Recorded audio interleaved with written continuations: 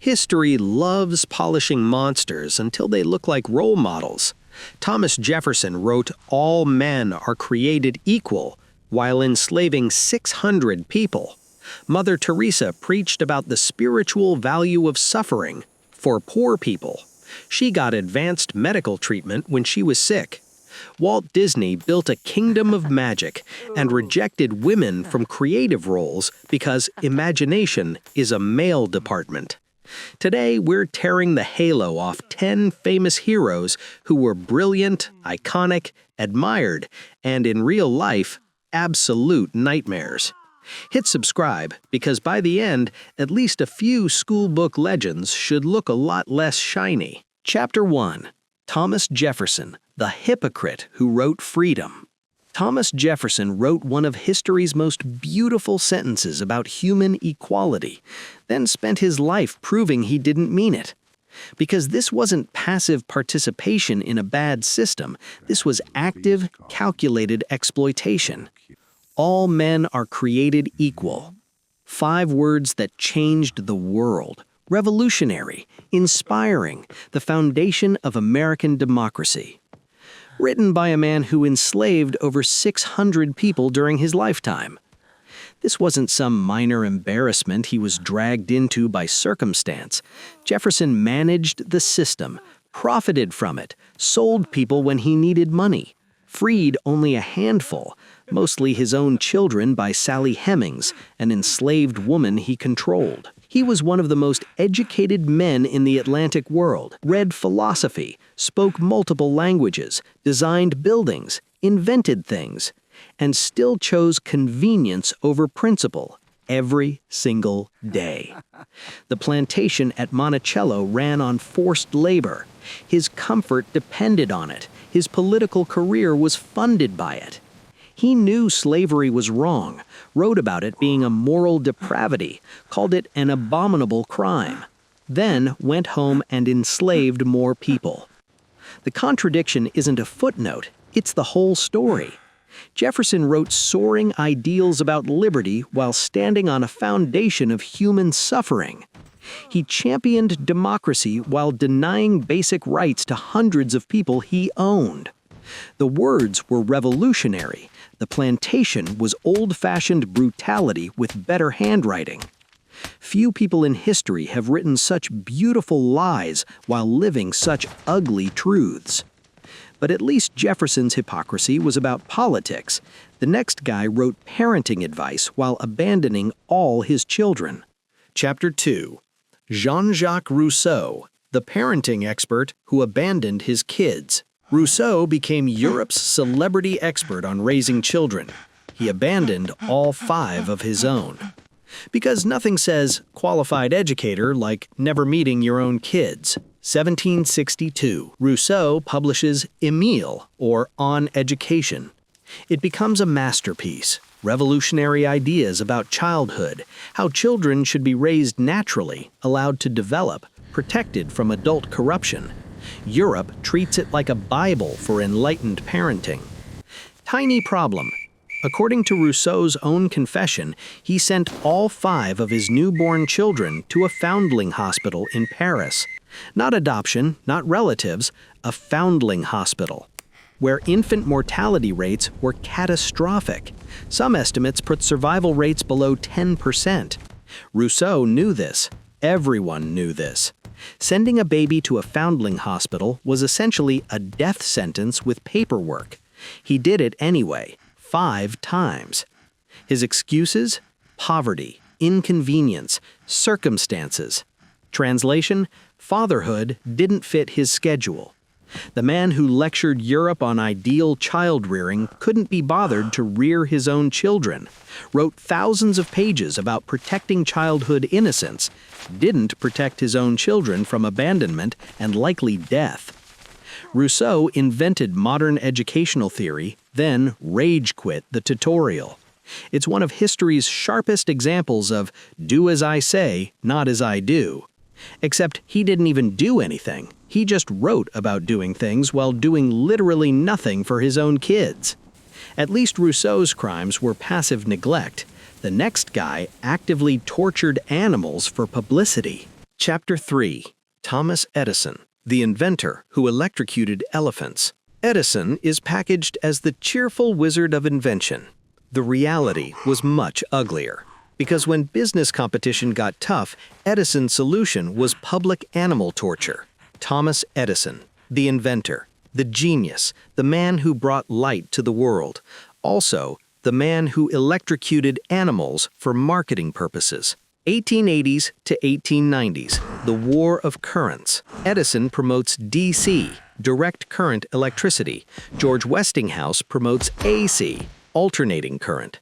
Both want to dominate the electrical industry. Winner gets to wire the world. Edison's marketing strategy: prove AC is dangerous by publicly killing animals with it. He hired people to electrocute dogs, cats, horses, anything to make AC look deadly. The most famous case was Topsy the elephant. 1903, Coney Island. Topsy had killed 3 men. The circus wanted her dead. Edison offered to help with AC electricity.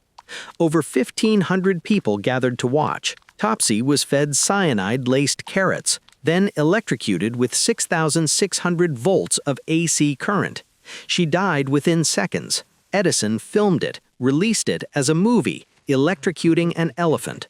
Screened in theaters, people paid to watch. This wasn't science, this was terror marketing. Edison wanted people to associate AC electricity with death, so he killed animals publicly and called it education. He was brilliant, yes, also ruthless, manipulative, and willing to weaponize panic when it helped his business. That doesn't erase the inventions. It just ruins the sanitized bedtime story where genius and virtue come in the same package. But Edison at least invented useful things. The next guy's greatest achievement was making breakfast boring for ideological reasons.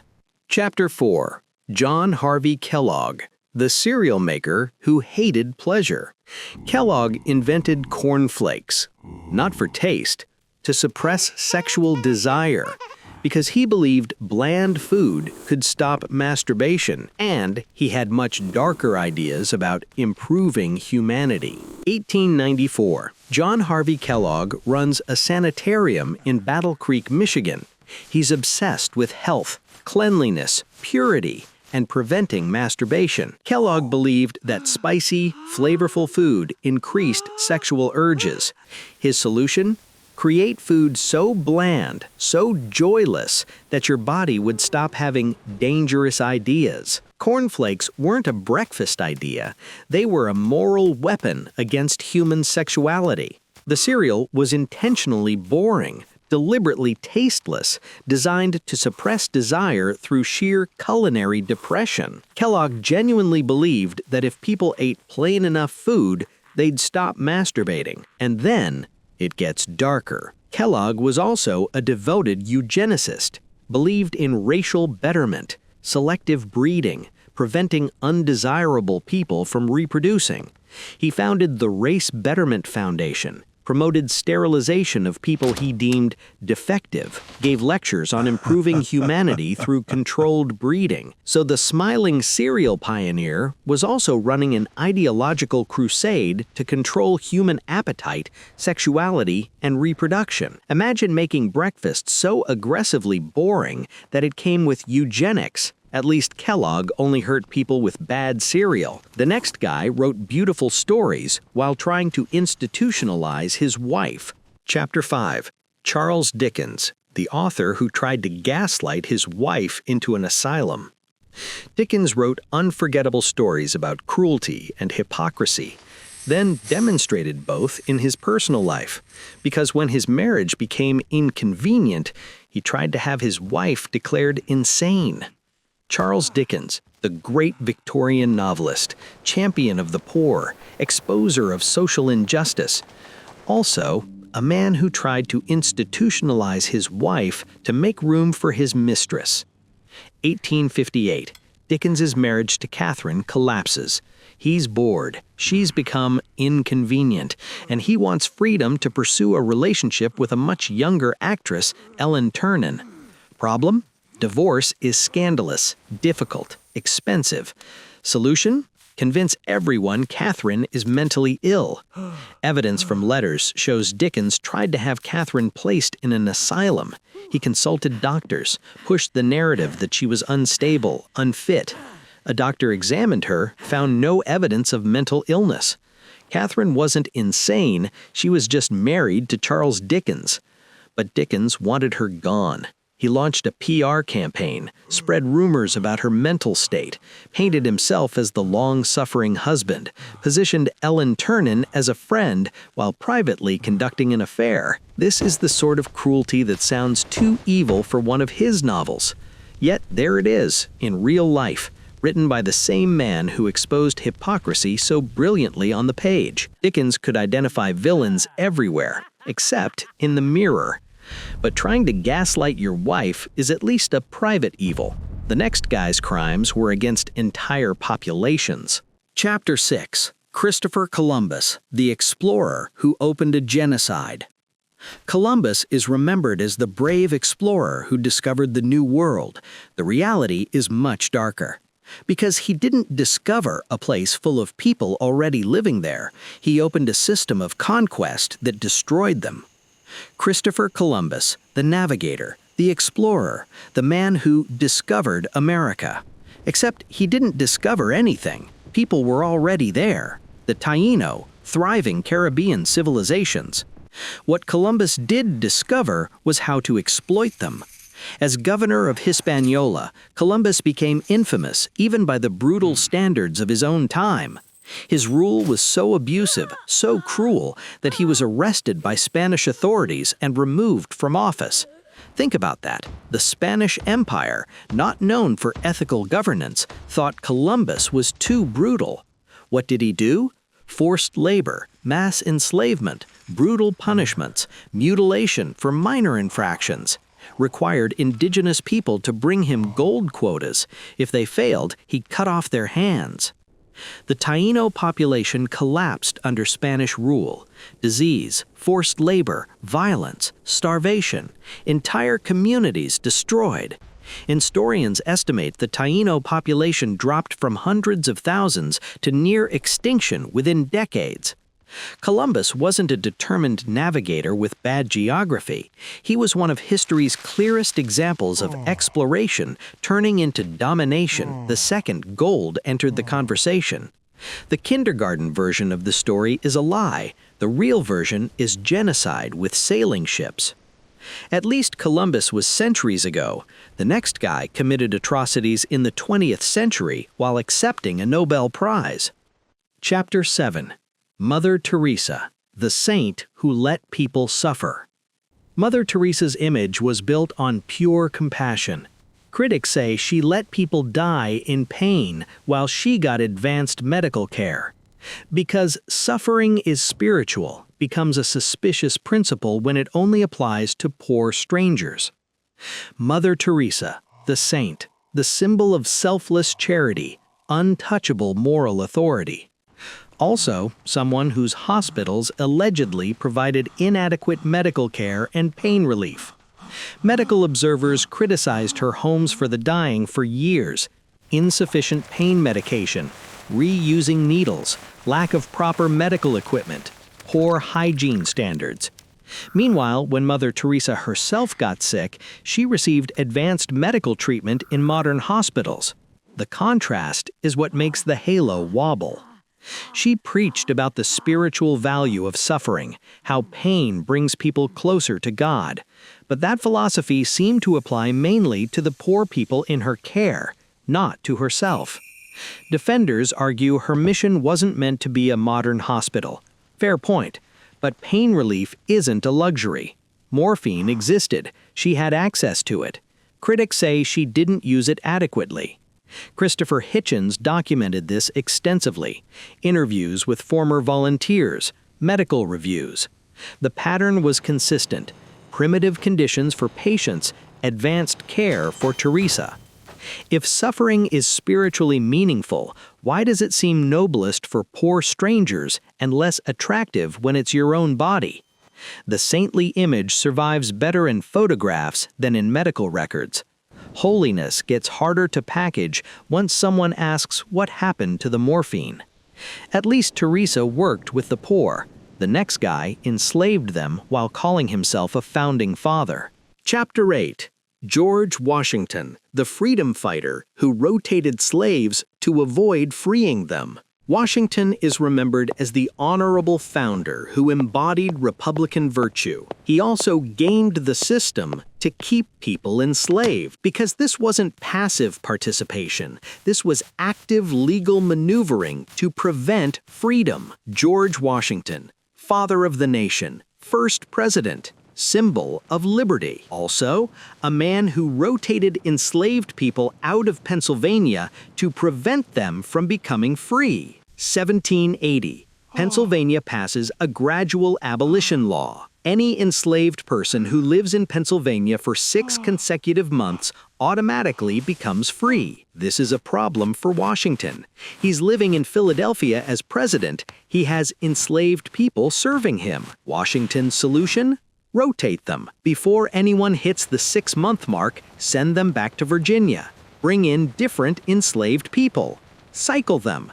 Game the system. Exploit a loophole. This wasn't passive acceptance of slavery. This was active management designed to prevent human beings from escaping it. His personal secretary, Tobias Lear, kept careful records of the rotations. When one enslaved woman, Ona Judge, escaped, Washington pursued her for years, tried to have her captured and returned. She refused, lived the rest of her life in New Hampshire as a free woman. So the man who became a symbol of liberty was quietly scheduling human movement like a loophole accountant with presidential posture. The founding era had beautiful speeches and absolutely terrible HR policies. Freedom ended exactly where elite comfort began. Chapter 9.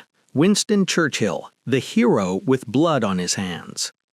Churchill earned his heroic status resisting Nazi Germany. Outside that spotlight, the record gets much darker. Because you can be magnificent against Hitler and still cruel, racist, and callous within empire. Winston Churchill, Britain's wartime hero, the man who stood against fascism, saved democracy. Also, someone who advocated using poison gas on uncivilized tribes and presided over policies that worsened the Bengal famine. 1919, Churchill writes that he's strongly in favor of using poison gas against what he calls uncivilized tribes. Not in war against European powers, against colonized peoples. That sentence alone should puncture any fantasy that imperial arrogance was a minor footnote in his worldview. 1943, Bengal famine. Millions die. British wartime policy fails the region catastrophically. Churchill's government prioritizes other concerns. Historians debate exact responsibility, but many argue imperial decisions worsened the disaster. Churchill's own attitudes didn't help. He reportedly blamed Indians themselves, made racist comments about their breeding habits. When officials begged for food relief, the response was slow, inadequate, delayed. Churchill didn't invent the famine, but his government's priorities and his own prejudices are part of why millions died. He was magnificent against Hitler, no question, but bronze statues are convenient. They preserve the cigar and the speech, not the dead behind the policy memo. You can save Europe from fascism and still be a monster within empire. At least Churchill fought external enemies. The next guy turned his genius inward and used it to abuse his wife. Chapter 10. Albert Einstein, the genius who treated his wife like a servant. Einstein transformed physics and redefined reality. His treatment of his wife was its own kind of horror. Because brilliance doesn't automatically come with wisdom, kindness, or basic decency. Albert Einstein, the ultimate symbol of genius, the man who explained space, time, and the universe. Also, a man who gave his wife a list of household rules that read like an abusive employment contract. 1914. Einstein's first marriage is collapsing. He gives Mileva Maric, his wife, mother of his children, fellow physicist, a written list of conditions, not suggestions, demands. The list: you will make sure that my clothes and laundry are kept in good order. You will serve me 3 meals a day in my room. You will expect no intimacy from me. You will stop talking to me if I request it. You will leave my bedroom or study immediately without protest if I request it. Nothing says romantic partner quite like, please become a silent domestic appliance. This wasn't a rough patch. This was Einstein reducing his wife to unpaid labor while denying her basic human dignity. She was expected to cook, clean, and serve, then disappear on command. No affection, no conversation, no respect. Einstein could explain the behavior of light, but empathy? That was apparently a disputed theory. He had a unified field equation for the cosmos, but not for how to treat the person in the next room. The ugliness of that list doesn't erase relativity, but it absolutely crushes the lazy fantasy that brilliance makes you a good person. Einstein was a genius about physics, and apparently a disaster about everything else. 10 heroes, 10 dark truths. Time to wrap this up. These weren't isolated cases. They're a pattern. Understanding that pattern reveals how history protects powerful people. What they had in common: first, achievement doesn't equal virtue. Jefferson wrote beautiful words. Columbus sailed across oceans. Einstein understood the universe. None of that made them good people. Second, we sanitize history for heroes. We teach Jefferson's words, not his slave ledgers. We celebrate Columbus's voyage, not the genocide that followed. We praise Einstein's physics, not his abusive marriage. Third, the hypocrisy is the point. These weren't complicated people with mixed legacies. They were often hypocrites, preaching one thing, doing the opposite. Fourth, fame protects people from accountability. Bronze statues, textbooks, national holidays, all designed to make us forget the ugly parts. So that's the top 10 famous heroes who were actually terrible people. Jefferson, the enslaver; Rousseau, who abandoned his kids; Edison, who tortured animals; Kellogg, the eugenicist; Dickens, who gaslit his wife; Columbus, the genocidal governor; Mother Teresa, who let people suffer; Washington, who gained slavery laws; Churchill, whose policies killed millions; Einstein, who abused his wife. History loves polishing monsters until they look like role models. The lesson: achievement doesn't equal character. Genius doesn't guarantee goodness, and fame absolutely doesn't mean someone deserves worship. So which one shocked you most? Who else belongs on this list that history keeps protecting with fancy portraits and polite lies? Drop your most brutal pick in the comments. If this video wrecked a few legends for you, smash that subscribe button. We've got more historical heroes to expose. See you next time, where hopefully we discuss people who actually deserved their halos.